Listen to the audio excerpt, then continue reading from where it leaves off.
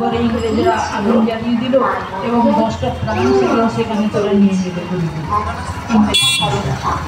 সেই বিষয়গুলো আমাদের ছেলেরা বর্তমান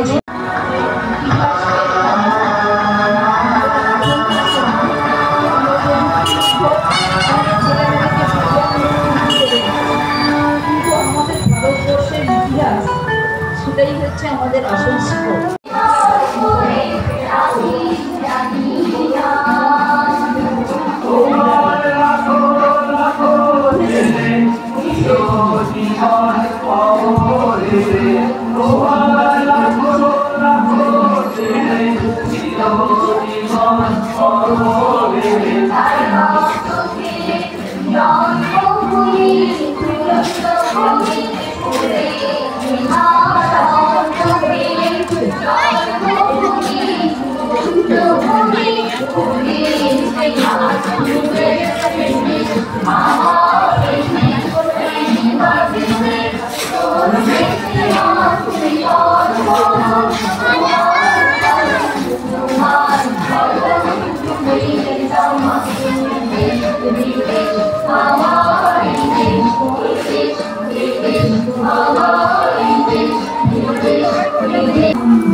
তেসরা ডিসেম্বর 1889 সাল ভারতের মেদিনীপুর শহর সংলগ্ন হাবিবপুর গ্রামে কুয়াশাপূর্ণ হাড় কাঁপানো শীতের সেই সকালে বসু পরিবারের সকলের মধ্যে ছিল সাগ্রহ প্রতীক্ষা।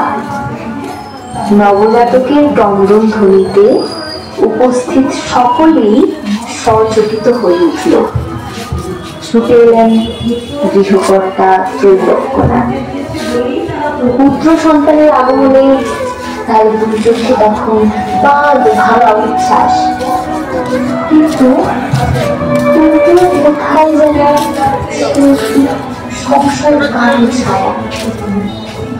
এর আগের দুটি ছেলে পরপর মারা যাওয়ায় বাঁধনহারা আনন্দের মধ্যে নবজাতক হারানোর আশঙ্কা তার চোখে মুখে স্পষ্ট।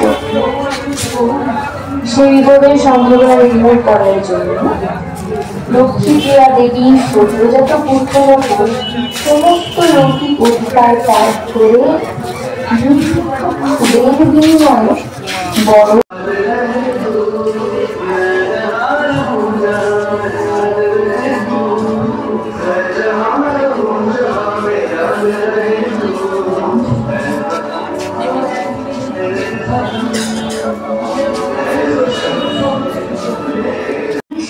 সেরা পুজোর সম্মান।